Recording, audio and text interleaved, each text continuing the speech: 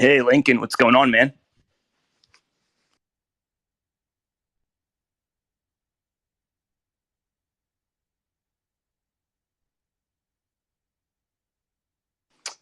Hey, Lincoln, are you able to hear me? Hey Noah, yeah, hearing you okay. Awesome. Well, welcome. Good afternoon, Whale Coin Talk community. Excuse me. This is our third AMA of today. We got Lincoln Murr from Vanderbilt Blockchain, also known as Vandy Blockchain. Lincoln, before we get started talking about the club, do you want to give us a quick background of yourself, what you're currently studying at Vanderbilt, and how you got into Web3, what piqued your interests, and also your plans for bridging your studies with future Web3 aspirations?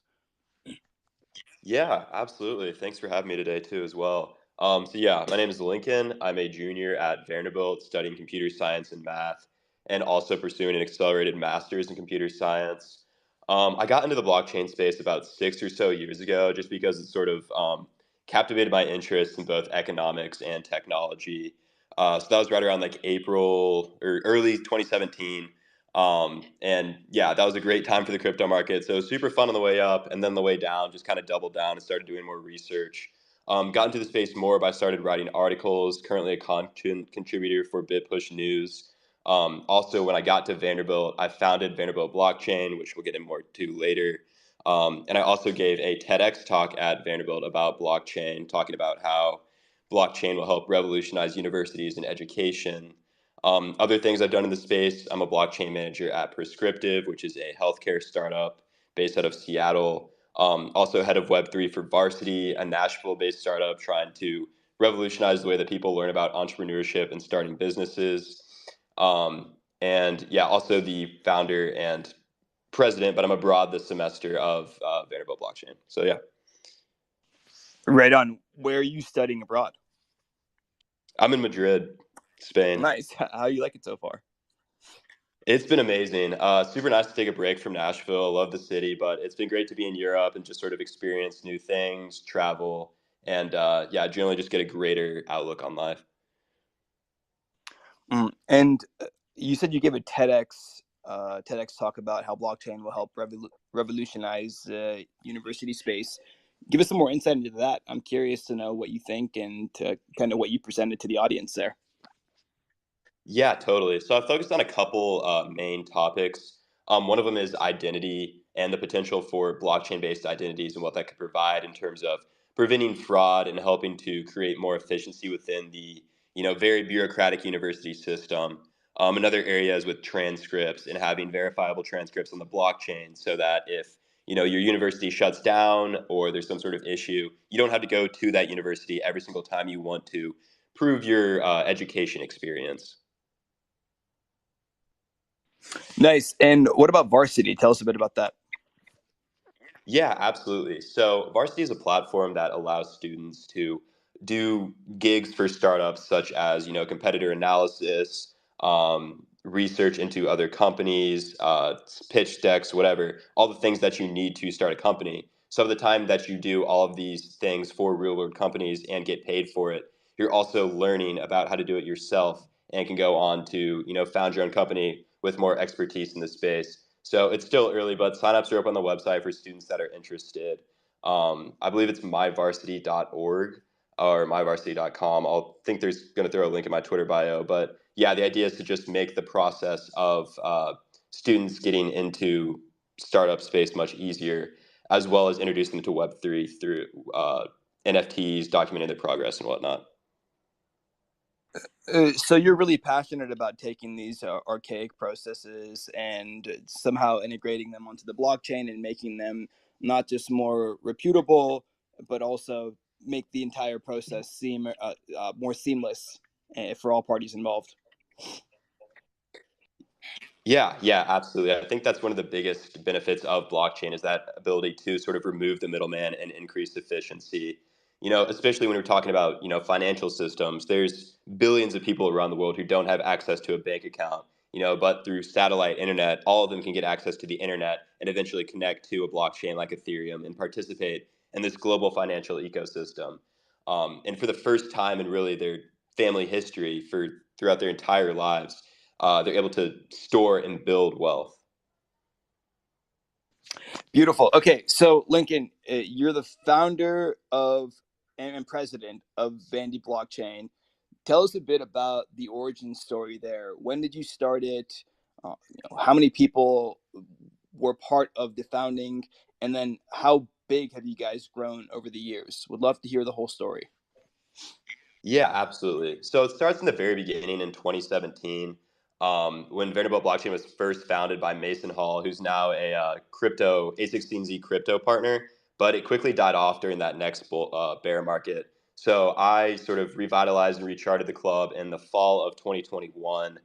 There was four of us originally, and we just wanted to have a space on campus for people to talk about blockchain, share their passions and opportunities and whatnot. And the club grew really quickly from there. There was a lot of interest on campus and learning more, both from economics students and computer science students, as well as some philosophy students as well, which I always think is very interesting. Since then, we've grown to around 200 or so members. Alongside doing general body meetings, we also have a development committee where we teach cohorts of students Solidity and also get them involved in hackathons and whatnot. And we also have a research committee where we built out the Vanderbilt Blockchain Index, which is a token set on set protocol where we have students learn about the fundamental analysis of cryptocurrencies and have them essentially run their own ETF. We started that last fall, and right now it's up 28% or so since inception. So yeah, proud of what we've been able to do there. We also have a lot of initiatives on the content and social media side, trying to ramp up production of research articles, papers, videos, stuff like that to create a full sort of online web presence.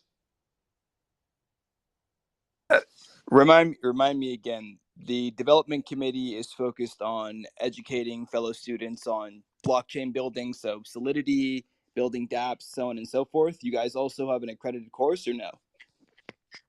No, that's really something I want to do before I graduate is get a course at Vandy for blockchain. Um, so hopefully, fingers crossed, that'll happen next year. But right now, it's just students who are passionate about Solidity and smart contracts and want to break into the space, so they learn through our cohort course.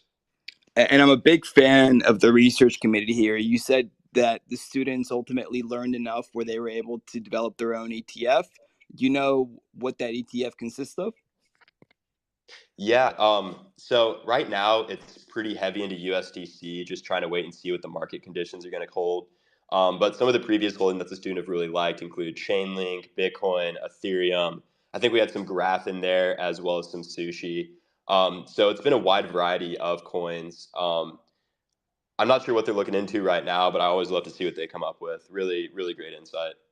Yeah, I mean they're up 28%. That's pretty nice, especially given the market Yeah, pullback no it's been. complaints. Okay, so you're trying to wrap up production of research articles. What kind of content can readers expect in these articles, and how far along the how far along the timeline are you getting getting those out? Yeah, so hopefully within the next couple of weeks, we're going to start releasing our content. It's on a wide variety of things. There's a lot of token reviews. I won't spoil which tokens that we're going to release papers about, but a lot about the different fundamental values of these tokens, why something like Ethereum or Bitcoin has value. Another one that I'm really excited about that should be coming out is an overview of these new stablecoins from Curve and Aave, comparing them to some of the existing options and what the regulatory space may look like in the future as it relates to stablecoins. Lincoln, how big is the club? How many members do you guys have, and what does it take to become a member? Do you let anyone join, or is it some sort of an application and vetting process? Yeah, so we really want to be as inclusive as possible. So right now, with our 200 members, anybody is allowed and welcome to come to our general body meetings where we have speakers. Some of the speakers we had in the past include Preston Van Loon, the Prismatic Labs co-founder and Ethereum core developer, Tegan Klein, Edge and Node founder, which is the company behind the Graph, and a co-founder of Treasure DAO as well, among others. And then our developer and research committees are both application based. One of the things that I'm really excited about that we've started recently is we're creating a DAO called Anchor DAO. Vanderbilt's big sports slogan is Anchor Down, so it's a perfect pun. I love it. But the idea there is to have a 501c3 DAO using Tennessee's new DAO regulatory guidelines. We're going to be one of the first, if not the first, nonprofit DAO in the state. And the idea there is to really expand our reach and also provide a greater incentive system for students to get involved. So when they do join the DAO, and that will be much more application based and really for the best of the best in Vanderbilt blockchain, there we'll have access to all sorts of networking opportunities, resources, sponsorships for conferences and whatnot. So that's our big initiative this semester. Would you say that the interest of students has gone down at all with the market going down, or is it kind of the opposite? You think that this is a pretty common, or rather, you think that it's pretty self-explanatory, right? The market tanks and people's interest tanks, but tank. But I've spoken to certain blockchain clubs where they've said that they've actually grown during the bear market. So we'd love to hear what's going on at Vandy blockchain.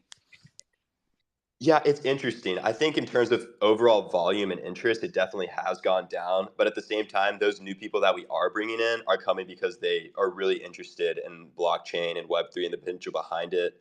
A lot less people coming in and asking us about Dogecoin and NFT speculation, which is definitely refreshing. So it is, I would say, lower volume in terms of interest, but much higher quality people. And it really is a builder's market. Yep, agreed. Lincoln, you said you have aspirations to start your own course, or rather get an accredited university course off the ground taught by students. What other aspirations and goals do you have planned for the club going into 2024 and beyond? Yeah, so the big one being Anchor DAO. That's been a lot of paperwork to do as far as filing with the IRS to get our nonprofit status and whatnot. But we're hoping to have that up and running by the end of the month, just in time for ETH Denver. From there, our goals with that are to find partners in the space that are willing to sponsor us, sort of similar to how Franklin DAO, they were a big inspiration. That's Penn's DAO that they spun off from their blockchain club. So essentially getting that up and running and making it a sustainable place for Middle Tennessee to sort of have a hub of Web3 in the South. That's my overall goal, is to make Vandy Blockchain and Anchor DAO sort of the Web3 hub of the South, and going about that by creating as many opportunities as possible to be the bridge between Web3 and academia. So the goal for Anchor is it's to bridge together all the different universities and all the different students in the South. What else are you guys planning? I mean, it's a nonprofit. Are you planning on doing any sort of donations to smaller projects, or planning hackathons, or having your own conference? Would love to know more about your plans on that end. Yeah, a conference would be amazing. Web3 ATL and the Georgia Tech team did a fantastic job with theirs, and I would love to recreate something like that. Um, yeah, we do want to be sort of student focused, so we want to definitely give scholarships to students to go to different conferences, because I feel like that's really one of the best ways to get your feet wet in the space, is just by being around so many people who are like-minded and passionate, as well as have opportunities for jobs and whatnot for these students. So that's the main goal. And the whole reason to do it through Anchor DAO instead of Vanderbilt Blockchain is, as I'm sure some of the other clubs might have mentioned, going through the university bureaucracy to do all sorts of stuff like funding, getting speakers and whatnot is really a nightmare. So having an actual entity through which we can sort of manage everything will be really, really helpful and just increasing our flexibility. Beautiful. Hey, look, Lincoln, I think that I've asked all the questions that I have with respect to Vandy blockchain. Is there anything that I might have skipped over, or that you're eager to share with us? If not, then I'm going to move on to the next part of the AMA. No, I think I covered everything. I guess you can follow us at Vandy Blockchain on Twitter, but other than that, yeah, let's keep going. Cool, right on. So I like to do this Q&A portion of the Twitter space, and it's a lot of fun because I think that students have this refreshing take on Web3, and you guys are very lucky to have access to so many people and so many tools in a time where people are building, and it kind of has, the industry's had all the noise flushed out of it. It wasn't like this last bear market, 2018. I found that it was a lot more siloed, and information didn't travel as fast in the space. So it's a really cool time to be building, and it's a great bear market to be in. I mean, I know it's surprising to hear me say that, but I really do believe this is the best time to make a name for yourself in the industry. So, would love to know kind of what you think is going to happen over the next year or two with the market. Do you think that we're going to bounce back pretty quick just because there's more tangible infrastructure being built, whether it's layer twos, whether it's ZK rollups, whether it's more mature DAOs or more mature NFT ecosystems? What are your thoughts on the future of the market, the near term future in the market? I'm talking 2023, 2024 max. Yeah, so I guess to touch on your first point first, I would completely agree about right now being such a great time in the space. And I'm so fortunate to be a student during it as well because um, a lot of different, companies, conferences and whatnot have been super supportive of students. They've, sponsored travel to several different events and whatnot. And it's truly been a blessing to be able to be in the space right now and take advantage of those opportunities. But as far as where I see the market going, so for 2024, for my high school graduation senior quote, I was something like Bitcoin to 100,000 and ETH to 10,000 by 2024. So I'm banking on that. But realistically, given current market conditions, I think that when you talk about the sheer size of the crypto space, it is sort of inherently tied to the rest of the market. And given the current macroeconomic conditions and the uncertainty surrounding inflation, I'd love to say that Bitcoin and other cryptocurrencies will prosper during this time, but realistically, I don't know if that'll be the case. I think the big thing that the market will really depend on is regulation. I mean, when you have Gary Gensler, a former MIT blockchain professor, as the head of the SEC, you know that the government is taking regulation of cryptocurrencies very seriously. Um, and as we saw with Tornado Cash, they clearly may not know what they're doing. So that being said, it may be a bumpy ride to get to regulations that are helpful. And in the short term, we may see some rules made that hurt the market.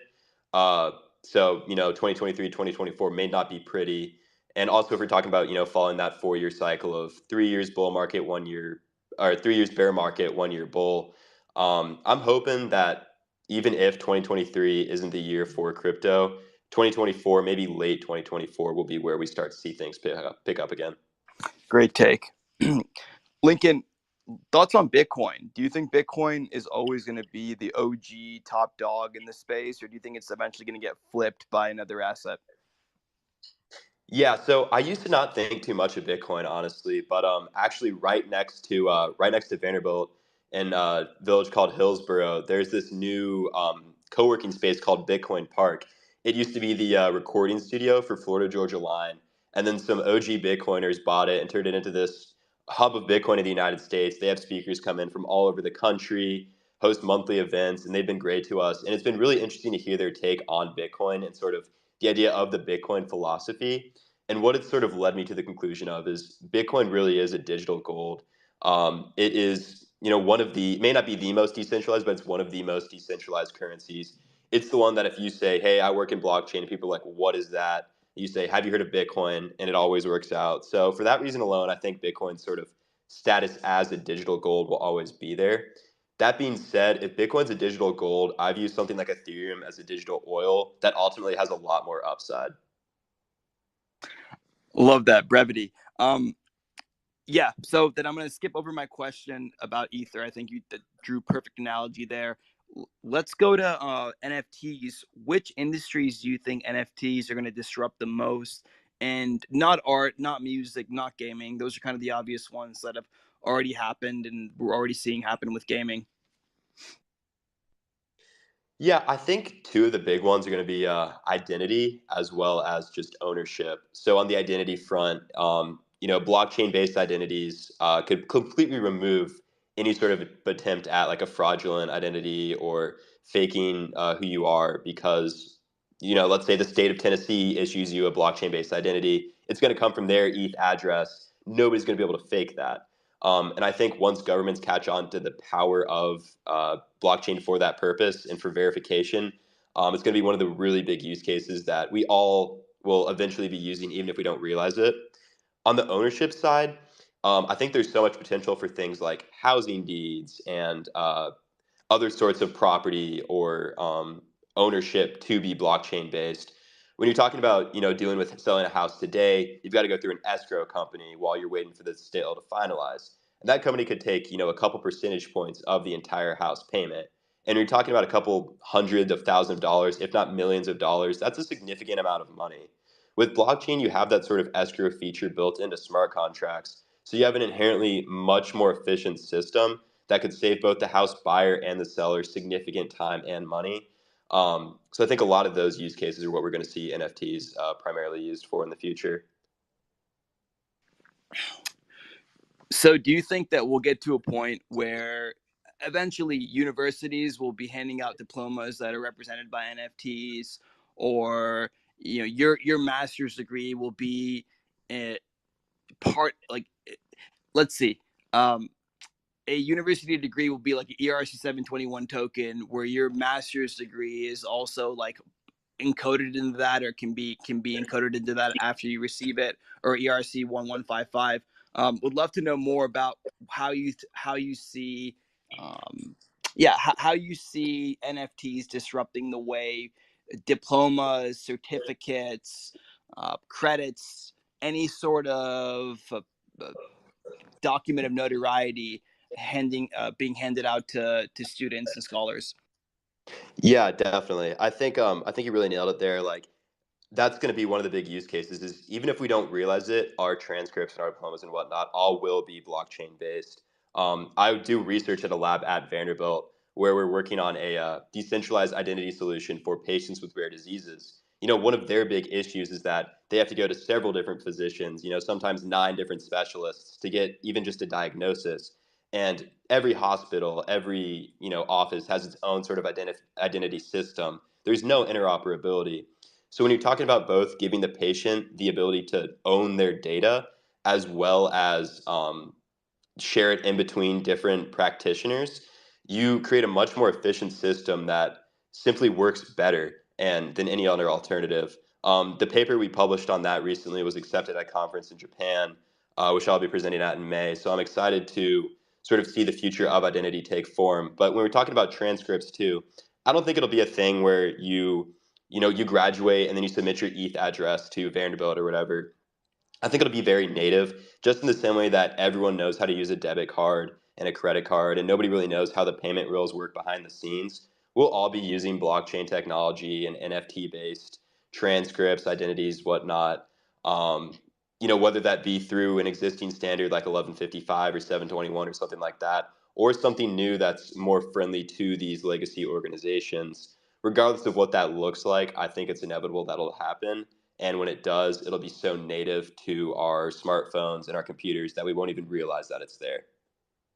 Right on. Future Web3 mass adoption is when everyone's interfacing with it without recognizing that they're doing so. Lincoln, if I gave you $100,000 right now, how would you allocate it, and to what assets would you allocate it during this bear market? I think one of the big opportunities in the bear market is just finding great yield. That being said, I've really been interested in the Arbitrum ecosystem recently.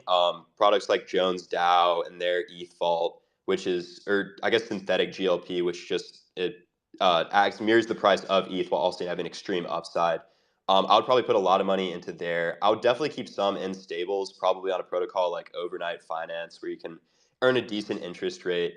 But yeah, I would want to put all of that money to work and have it, be earning interest one way or another. If I had to choose specific protocols or projects, definitely have some money in Bitcoin. I don't think that's going anywhere. ETH is a digital oil with all the narratives surrounding L2s, scaling, and even zero knowledge, which I'm also incredibly excited about. Can't really miss out on that. I think Chainlink definitely deserves a significant allocation as well, simply because um, there's so many different layer one blockchain smart contract platforms out there. It's probably going to be impossible to choose one as a winner. However, pretty much every single one of those chains uses Chainlink to essentially interact with real world data.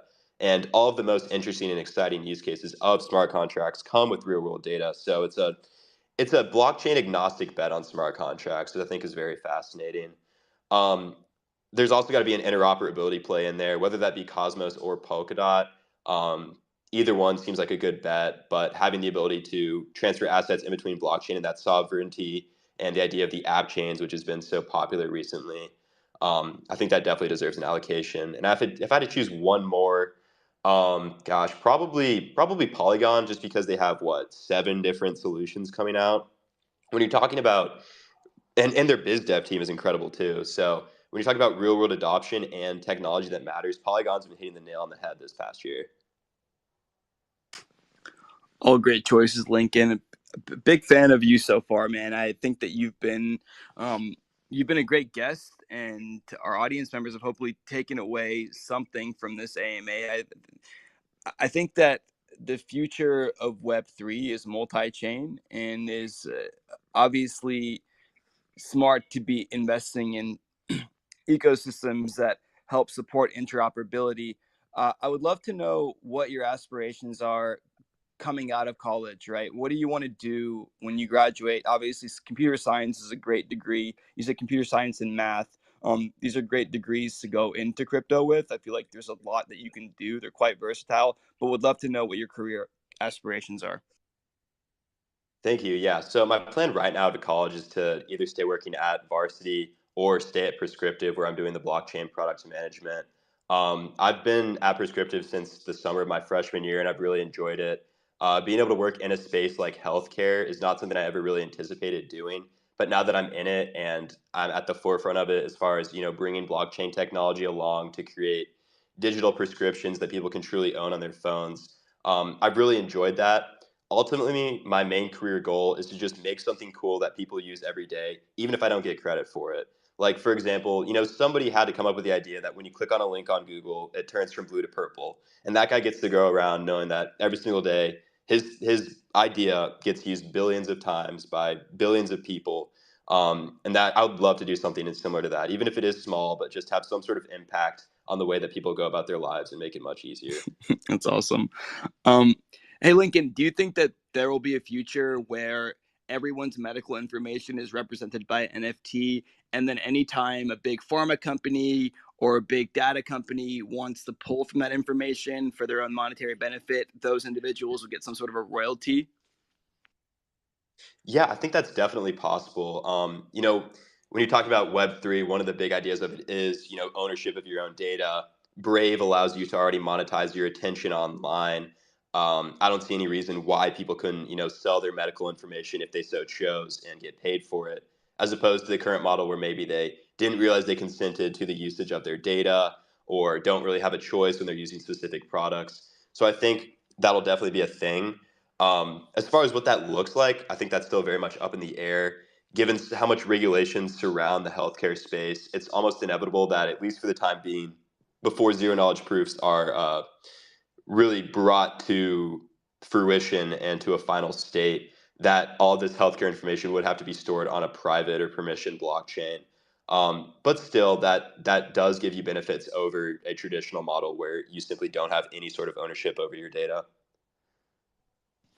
Hey, Lincoln, it's been a fun space. I love how concise your answers are, but you still explain quite a bit in each one of your responses.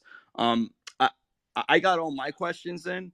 I don't know if you have any questions for us or if you have anything that I haven't asked about that you would like to share, but the floor is yours, man. Go for it. Yeah, thanks. Gosh, you guys on the spot. If I had to come up with a question, I'd say, what are you guys looking at WellCoin Talk about? Where you see the market going? What have you taken away from some of the other blockchain clubs about the future of the space? Yeah, that's a great question. So, to answer your first part, I'd say that me personally, I'm horrible at predicting the market, and so I've learned to be patient and DCA into assets that I'm very conservative in my crypto investing. DCA into assets like Bitcoin and Ethereum that I just have a hard time seeing a future without.